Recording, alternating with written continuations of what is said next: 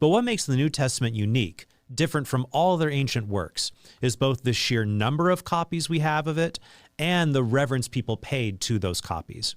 There currently exist over 5,500 copies of New Testament manuscripts written in Greek, as well as 15,000 manuscripts written in other languages, like Latin, Coptic, and Syriac. 50 of the Greek manuscripts can be dated to within 250 years of the original copies.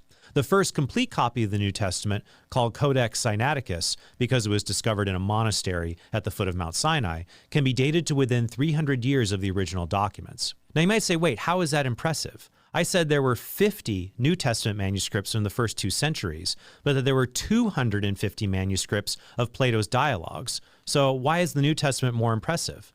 Well, that's true, but when you consider Plato's dialogues, only 2 fragments of these 250 manuscripts come from the first 400 years after Plato wrote his dialogue. The oldest complete surviving copy of Plato's dialogues comes from 1,200 years later, completely different than the 300 years later of the full and complete New Testament that we have. Or compare this to Homer's Iliad, which was written in the 8th century before Christ. Although a few fragments of the Iliad can be dated to within 500 years of Homer, the oldest complete copy of the Iliad, a manuscript scholars refer to as Venetus A, was written in the 10th century AD, 1,800 years later.